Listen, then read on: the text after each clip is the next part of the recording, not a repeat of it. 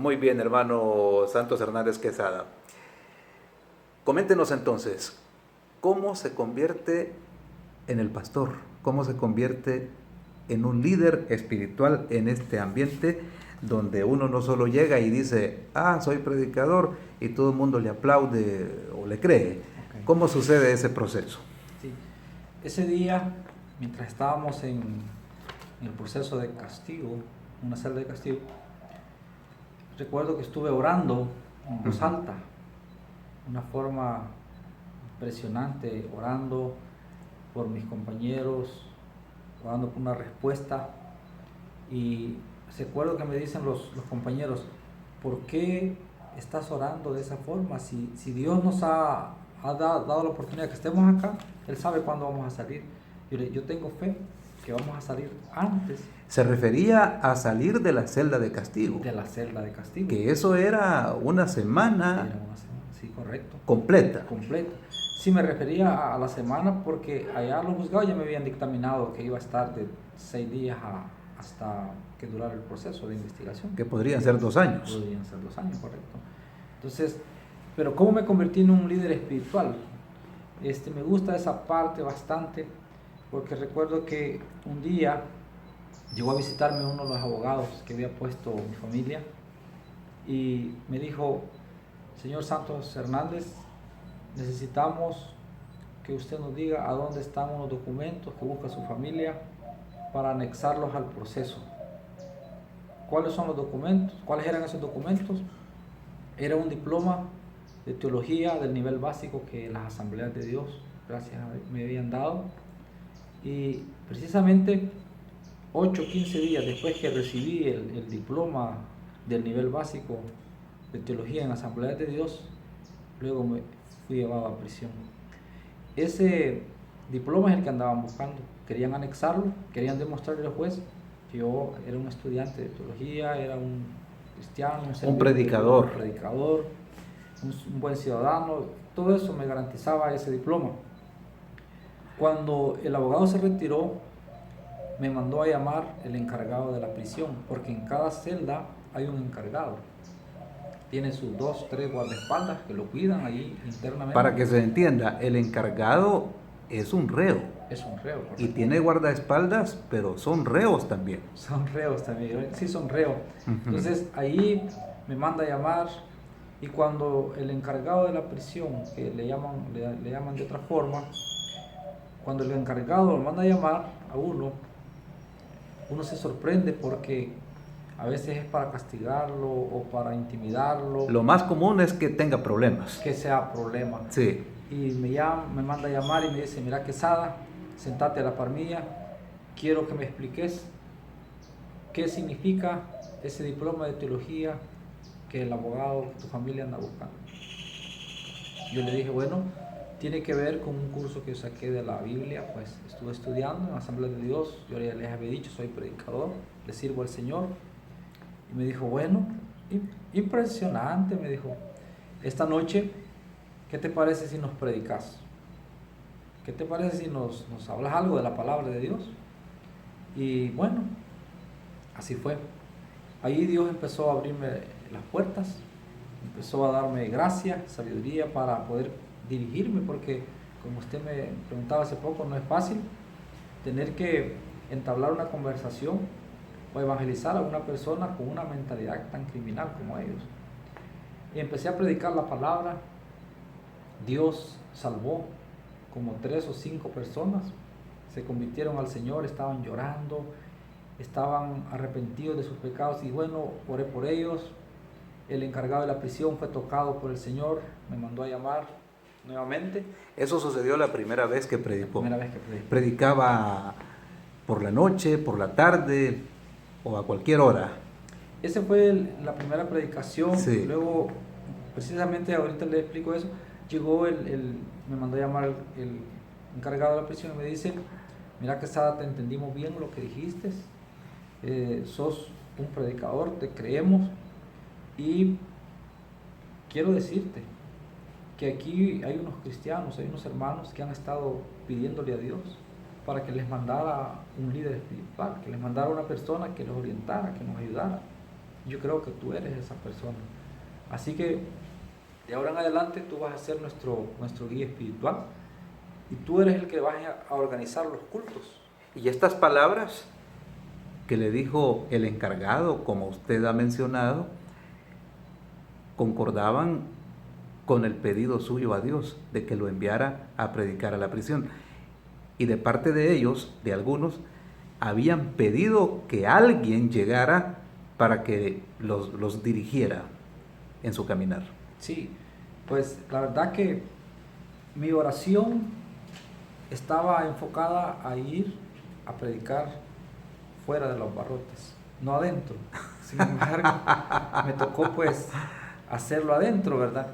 Y quiero decirles que ese día me dice el encargado, ya no vas a dormir con los demás allá, vas a dormir cerca de donde dormimos nosotros, porque en todos los lados, en todas partes, siempre hay lugares de privilegio, zonas de privilegio.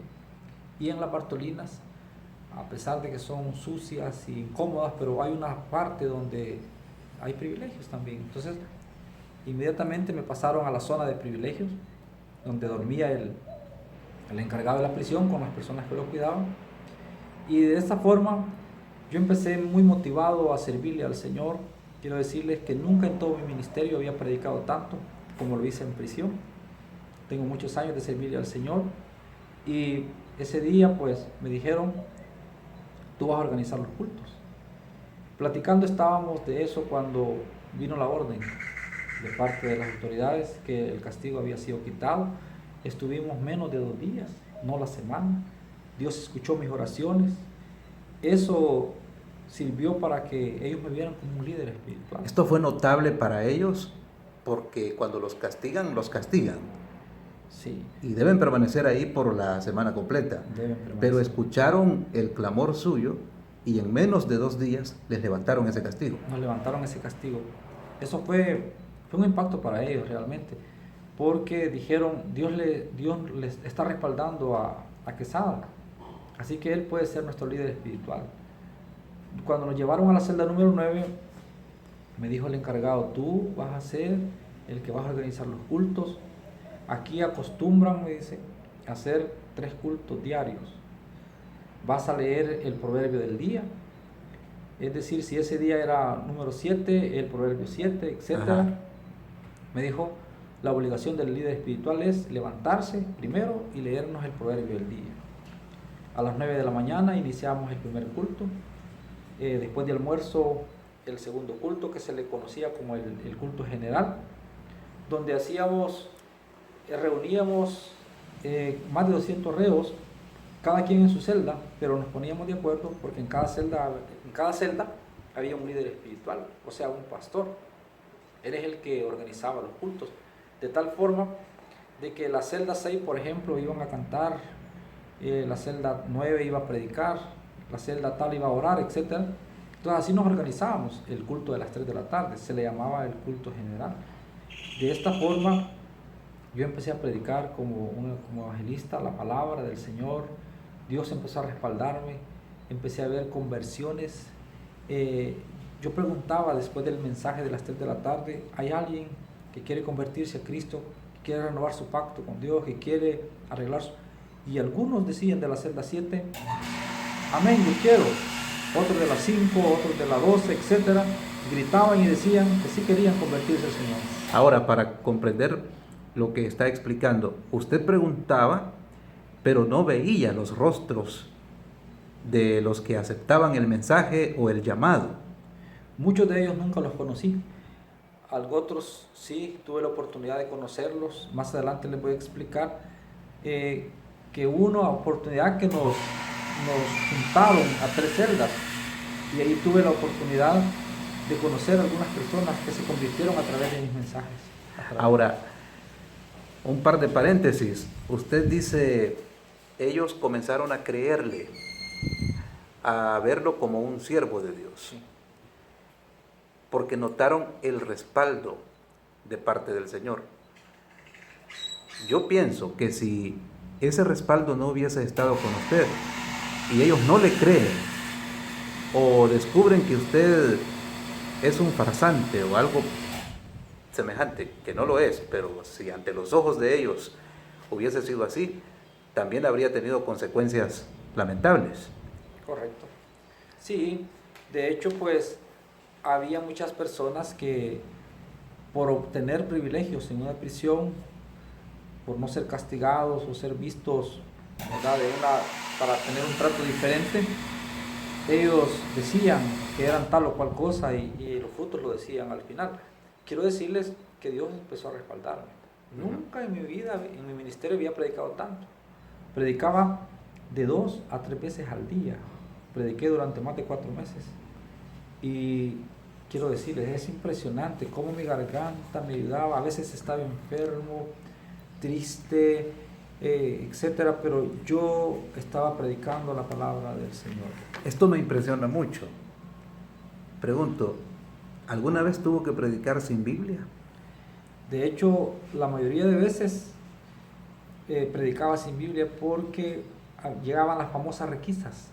Ajá. Y nos sacaban los Nuevos Testamentos, las Biblias, el tabernáculo bautista, nos llevaban Nuevos Testamentos y todo eso. Pero eran requisados. Eran requisados. ¿Cómo se predica sin Biblia?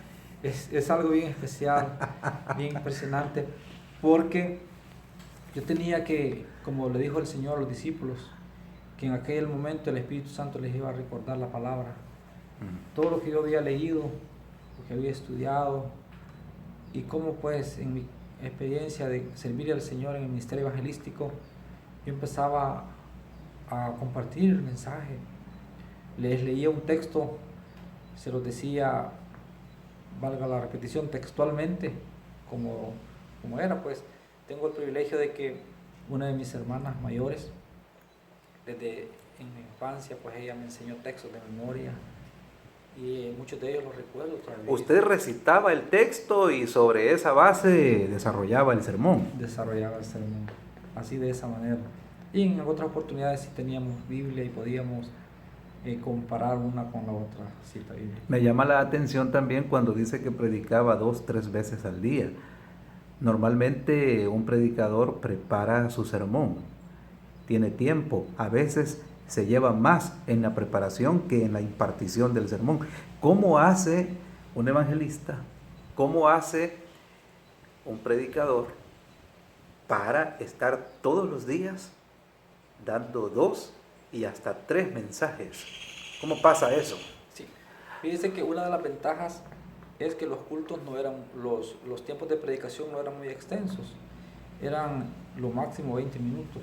Nosotros teníamos que, porque el culto se desarrollaba en un lapso de 1 hora o menos de 1 hora, ¿verdad? Porque se hacían 3 cultos diarios. Es más, en la mañana se leía el proverbio. Sí, el Señor empezaba a fluir a través de mi vida, ¿verdad? A través de un texto, a través de una pregunta que alguien me hacía, empezaba a compartir la palabra. Dios empezó a fluir en una forma especial, tanto que empecé a ver frutos en la cárcel. Empecé a ver gente que Dios la sanaba, que Dios la convertía. Personas que tenían una mentalidad sucia, luego estaban ayudándome en el culto, estaban ayudándome a cantar, a orar, a leer el proverbio. Todo eso era muy, muy interesante. De esa forma empecé a adquirir uno de los privilegios más grandes que hay en una Bartolina, y es que un día me dijo el encargado de prisión: hermano Quesada, ahora que usted es nuestro pastor, le vamos a dar el privilegio más grande que hay en una Bartolina, y es dormir en una hamaca. Me fabricaron una hamaca de bolsas de agua cristal, que nosotros las botamos. Bolsas Plásticas. Ellos en la cárcel las estiran y de esa forma hacen pitas, y de las pitas empiezan a fabricar las famosas hamacas. Es impresionante cómo una persona puede dormir y esa hamaca puede resistir. Y esto fue como un agradecimiento de ellos a su labor pastoral. Excelente, sí, como un agradecimiento. Llegó un momento en el cual yo tuve que decirle a mi esposa, mandarle a decir o escribirle que ya no me llevaran comida, que los hermanos, que las iglesias muy lindas me mandaban comida, recogían ofrendas y me mandaban comida buena, etcétera. Llegó un momento que yo les dije, ya no me traigan comida, porque los reos de las diferentes celdas me mandaban las bandejas llenas de comida. Yo tenía hasta 2, 3 platos de comida en una Bartolina y tenía hasta para regalar, porque decían, esta comida viene de la celda tal y es para el predicador Quesada. Y me llevaban, y luego pues que me hicieron esa hamaca, para mí fue algo muy especial porque ya no tenía que dormir junto con los demás, incómodo, sino que ahora iba a estar, como decíamos allá, en las alturas. Íbamos a estar ahí. Claro, había otros con privilegio, pero a mí me dieron ese honor de estar en una hamaca.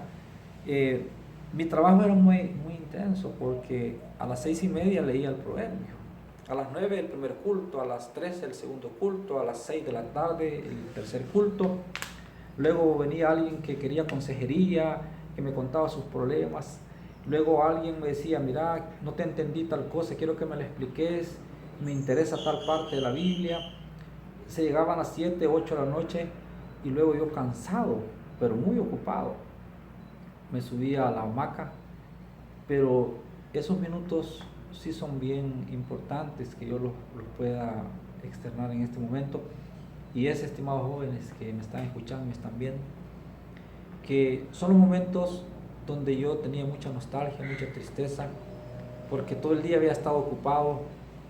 Ahora me subía a una hamaca, solo veía los barrotes en el techo, barrotes por todos lados, un montón de gente abajo durmiendo, y empezaba a derramar mis lágrimas, a acordarme de mis hijos, de mi esposa, de mi familia, de mis pastores, de las iglesias, de mis amigos, de tantas personas, y empezaba a llorar y a sentirme muy, muy triste. Eso de 8 a 10 de la noche era bien tremendo para mí. En el siguiente segmento de esta entrevista le pido que nos cuente qué sucedió con su familia y cuando llegaban a visitarlo también, qué pasaba. En el siguiente segmento. Muy bien.